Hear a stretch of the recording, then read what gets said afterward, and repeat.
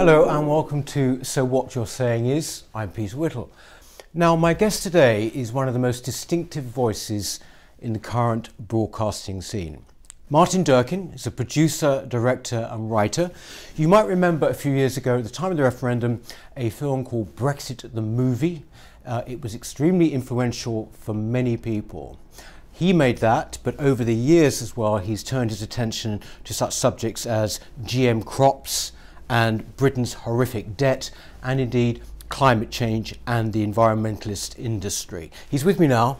Martin, thank you very, very much for coming in. Thank you. It's a pleasure. Peter, lovely to see you again. And you. You've actually got a new project coming out, haven't you? You're actually doing a programme about gun culture in America at the moment? Yeah, in fact, I'm working on two big feature documentaries at the moment. One about guns and freedom in America, the story of how they're linked, and one on race again in America. So both American focused. So why the American focus? And I mean, how does that work, Martin? Have you been commissioned by people there to do these, or what? Or no, we're doing some crowdfunding, right? But generally, I'm just getting the money together from anywhere I can to make the films. It's slightly, over there. I suppose I could try to approach broadcasters and say, how about letting me do a couple of really big, noisy, scandalous films? But that takes a lot of time and it's very hard to persuade them. So these days, because of the internet and so on, it's the old power of the gatekeepers, I should call them gate creepers, have crumbled, and you can do your own things. So that's what I'm doing. Oh, good. With you say it's sort of crumbling. This is a fascinating thing, and there's crowdfunding and all the rest of it.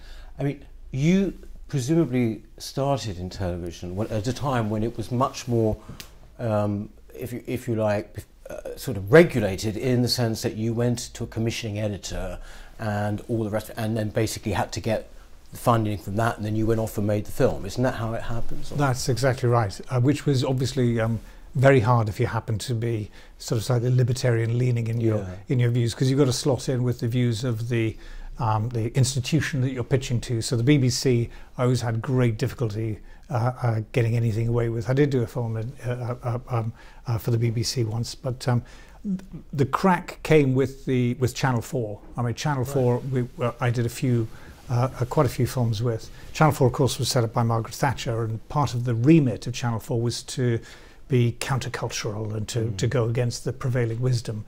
And so they had to take films from people who didn't sort of quite fit in. Yeah. Channel 4 has historically been, and is today very much, very left-leaning, very woke, as we call it these days.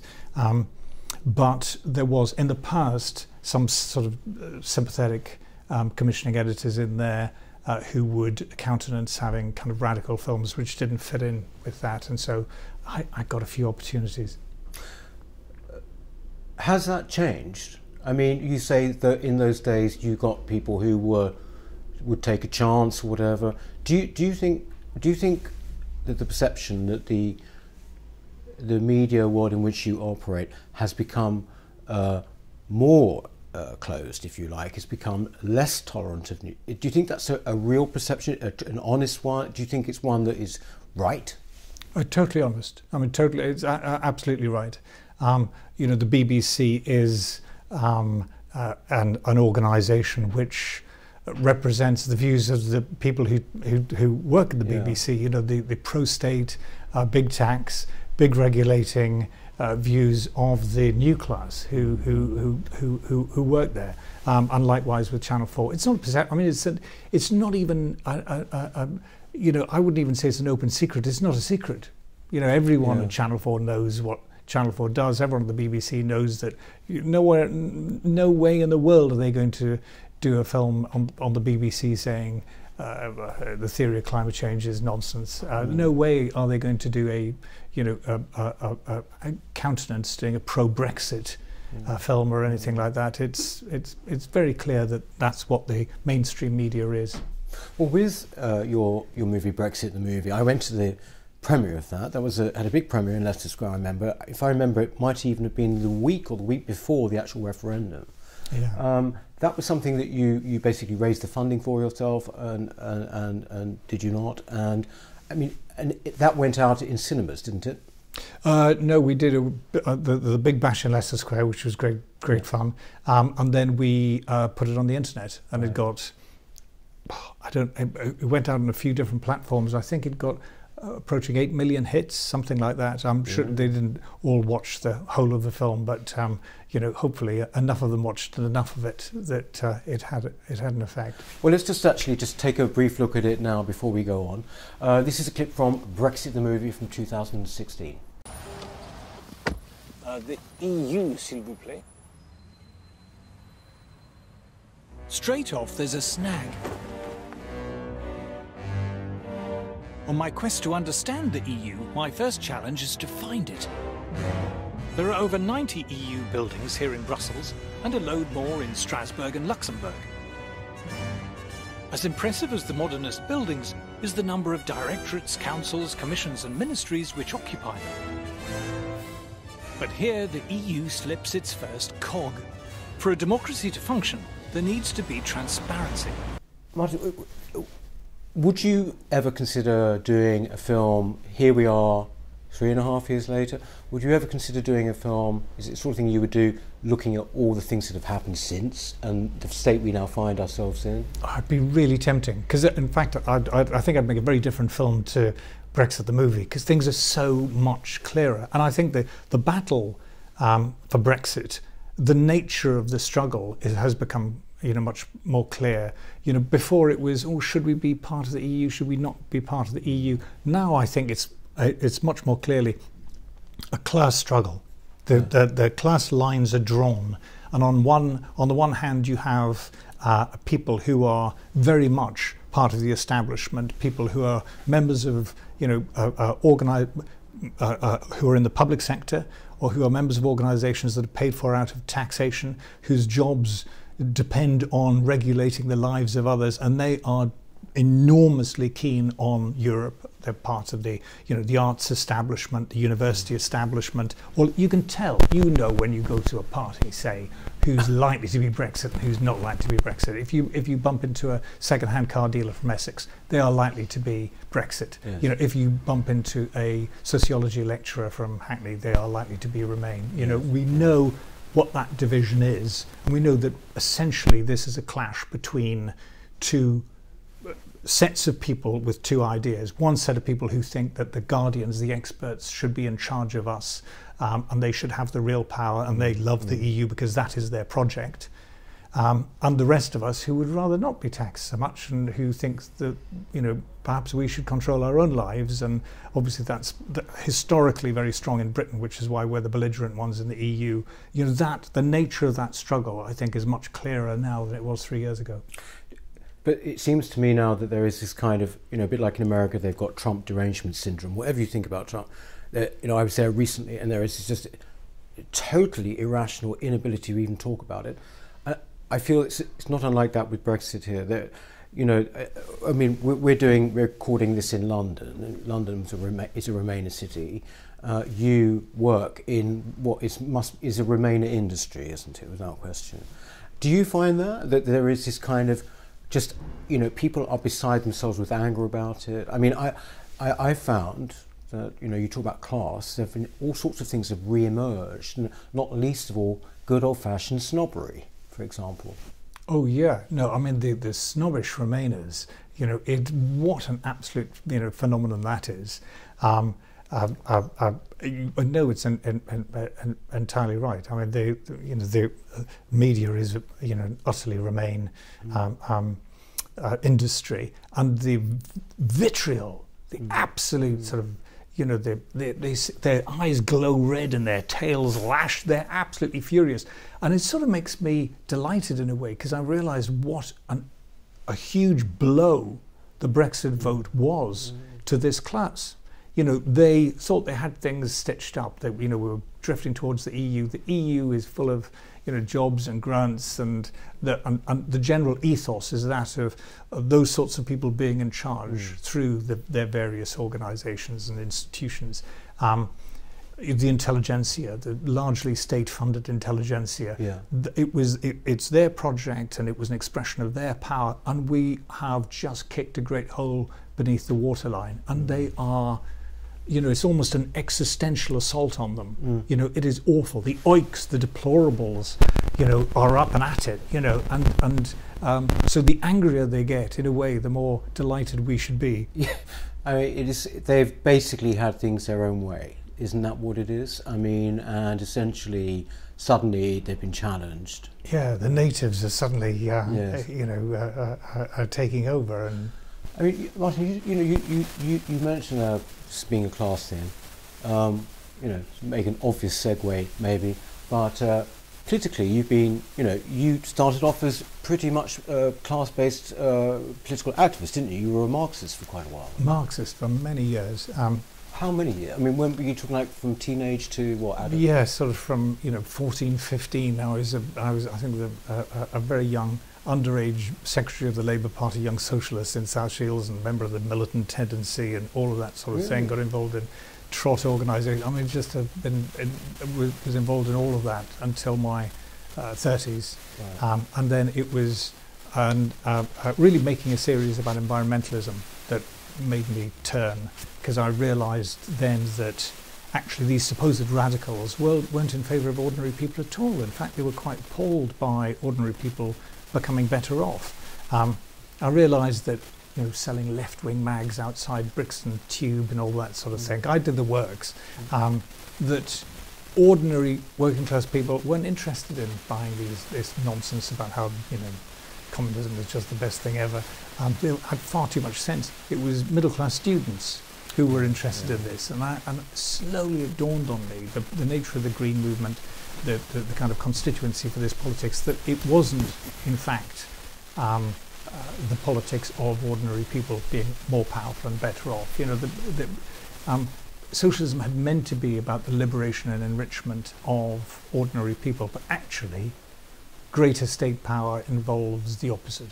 Yeah. And in fact, the Greens, of course, who proclaim themselves to be radical, loathe people getting richer. They say we're all consuming too much. Gaia can't cope with us consuming too much. And the form of consumption they hate most is mass consumption, industrial mass consumption. Well, of course, mass consumption goes with mass production.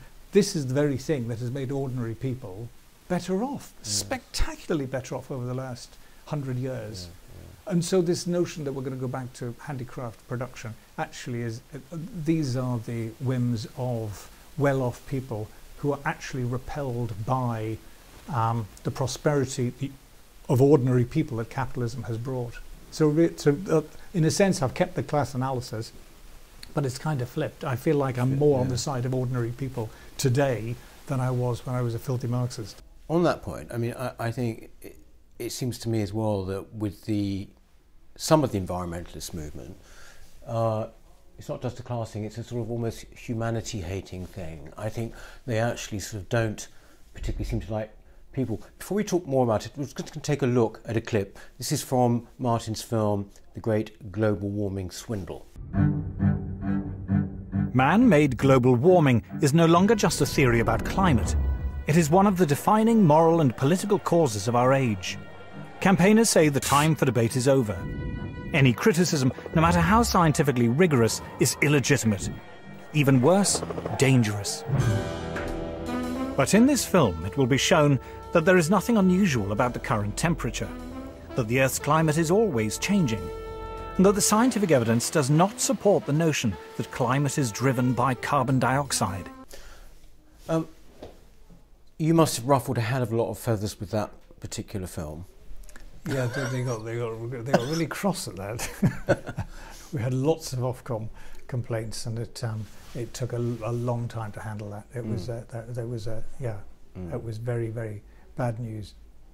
But you know, nevertheless, these are arguments that are never really put. They're certainly not put now, are they?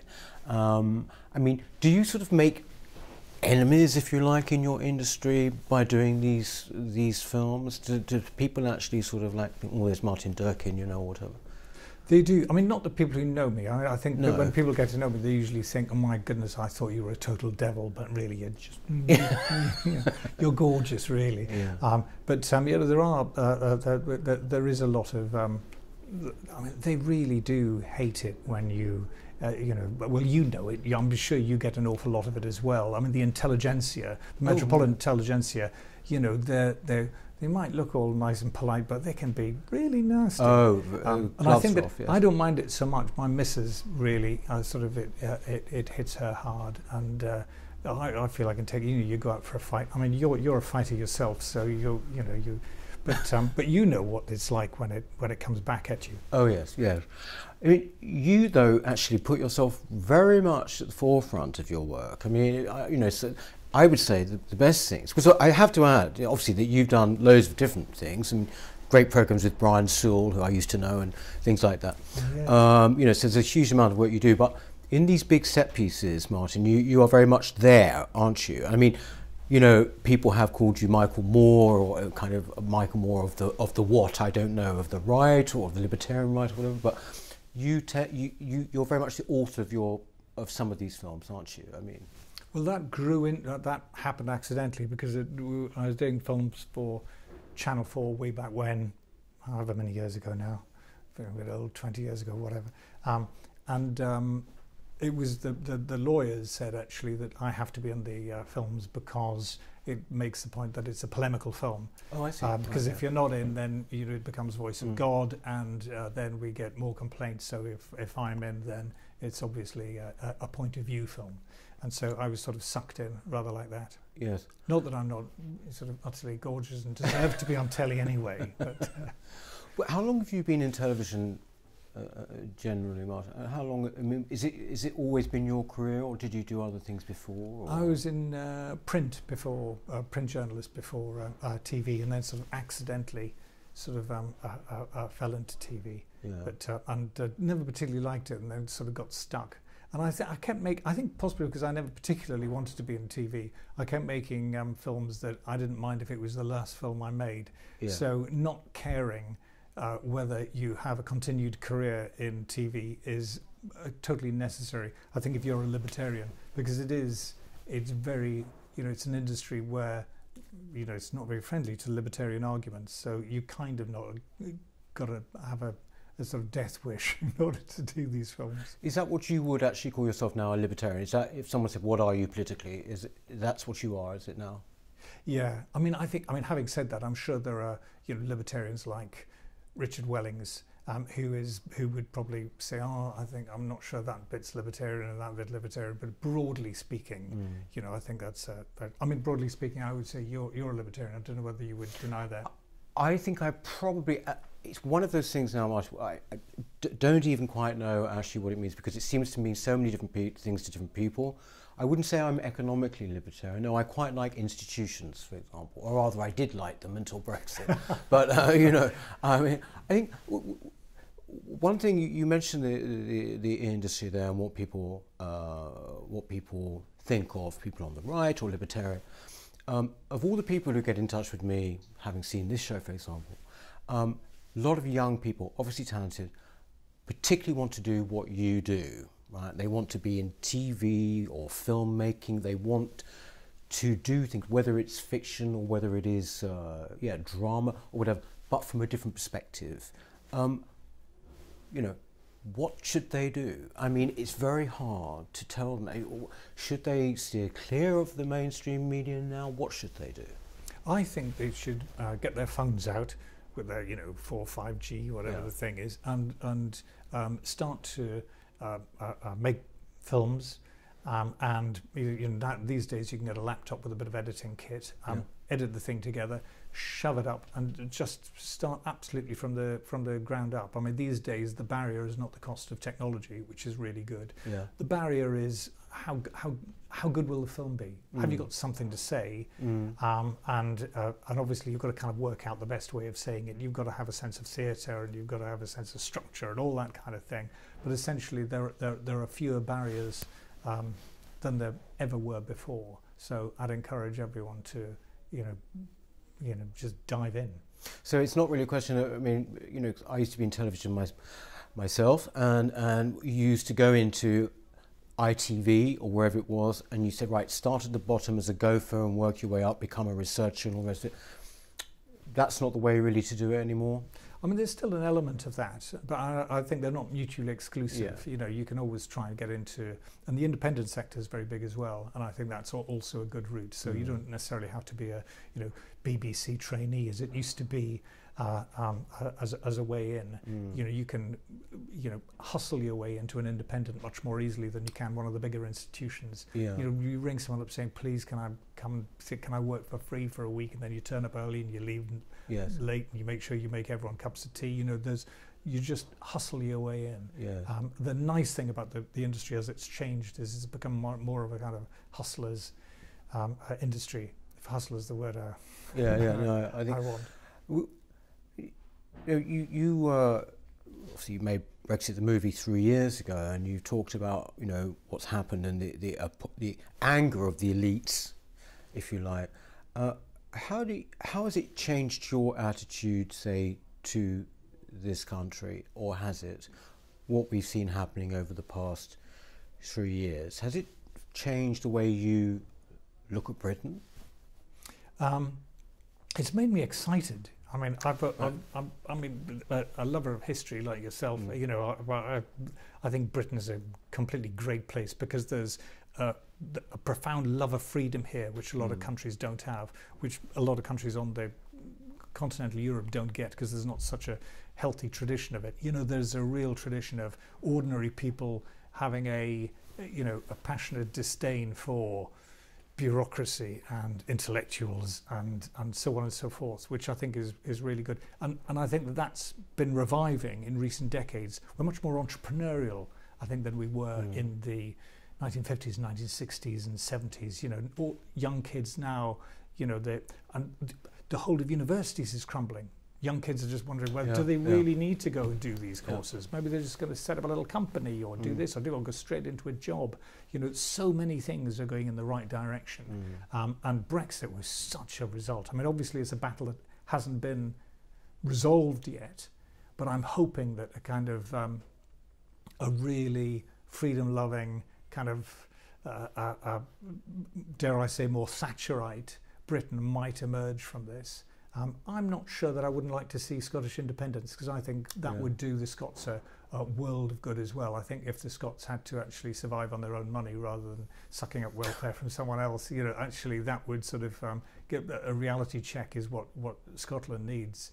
And also it would mean that Britain is England and Wales, Northern Ireland, is much more likely to. I'd love us to become Switzerland. Right. Okay. Without the music. Steady on. Without the music. You mentioned there universities and how young people thinking, well, actually, should I bother to go? Whatever, you know, huge debt at the end of it. But also, there's something else that's happening, which we've discussed on this program, which is that, you know, almost regardless of the money side of things, you know, many people think that the humanities particularly are sort of almost beyond help now, and you know, that essentially young people should just go out and read books for themselves, read the classics for themselves, and circumvent the whole thing, you know? Yeah, no, I think completely. I think it's hideous, this idea that you have to go through this layer, this sort of set institution at a certain time in your life in order to qualify for the rest of your life. When, you know, so often, you know, you're not learning anything particularly useful at all. Is at a time in your life when you're actually more interested in, you know, chasing people around in order to kiss them and, you know, drink lots of beer or do whatever else they do these days and not learn. You know, I would love to just stick a bomb under these institutions. They seem, for the most, I mean, a lot of them, the commercial side I can see. If you want to learn about mechanical engineering, if you want to build a bridge, if you want to know about hotel management or that sort of thing, those sorts of courses are really useful, and they produce people usually who are, you know, fairly sensible. The arts courses, which aren't remotely useful for the most part, and just produce more, you know, protesters on climate marches and all that kind of thing. You know, I just think, what a waste of time. You started by talking about the fact that you love the fact we've become more entrepreneurial and whatever, and this is, you know, this is something that's definitely a good thing. I mentioned in the introduction Thatcher, Death of a Revolutionary, which is, I think, one of my favourite films that you made. I mean, you feature in that too. Let's just take a quick look at a clip of Thatcher, Death of a Revolutionary. There are so many things that she did that people say they wouldn't reverse, and yet she's still hated. Where there is no rationale for changing a main avenue of policy, why change it? There's absolutely no point in doing it. I mean, Mrs. Thatcher didn't denationalise. So she was right. No, she wasn't right. What her friends and enemies seem to agree on is that the Thatcher Revolution, as it became known, changed Britain forever.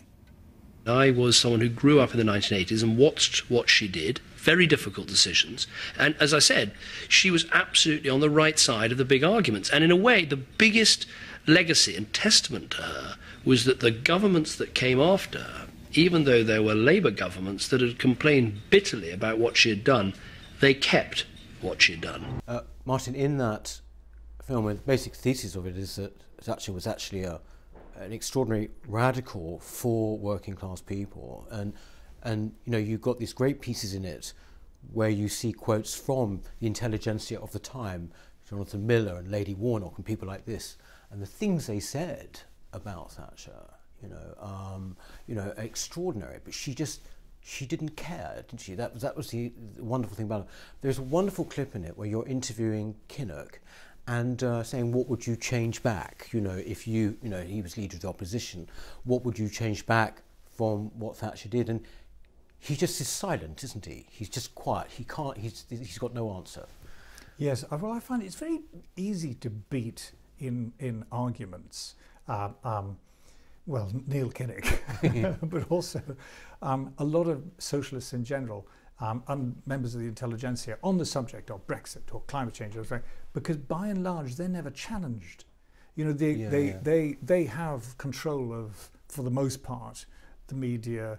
They read their newspapers. They talk to each other. They inhabit their world.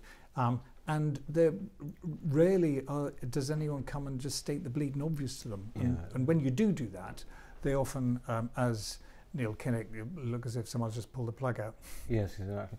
With the films that you're doing now, or about that you're about to do, you mentioned about gun culture and also about race. Is that right? Are these going to be authored films? They will be. Yeah. They will be. Yeah. Can you tell us anything about how you're going to approach them or not, or is that not fair? Yes, I mean the guns film is going to be pro-gun. It's Right. going to be a defence of the Second Amendment, and it's going to say that the argument is essentially a question of where sovereignty lies, rather like Brexit. You know, should the state have a monopoly of force, or should ordinary people have the right to be armed? And it will go into history to show how the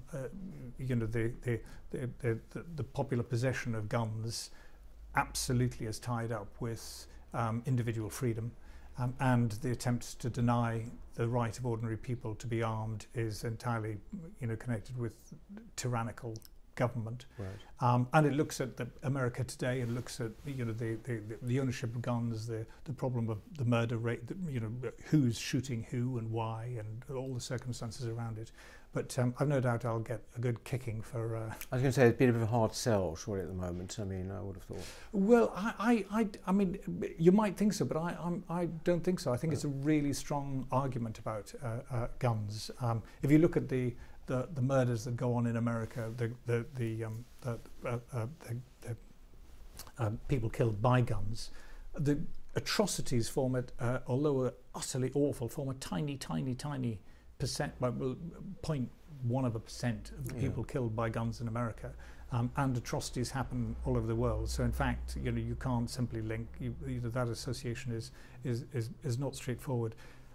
And where gun ownership is really strong, in say Missouri, you often have a tiny murder rate. It's sort of lower than Cornwall or something. It's sort of that's not where the problem is happening. The problem is happening in the welfare areas of America, where everything is broken down to such an extent that the drug economy has taken off. An illegal economic activity where no contract will do, and so violence comes over. And in those circumstances, you will the murder rate is awful.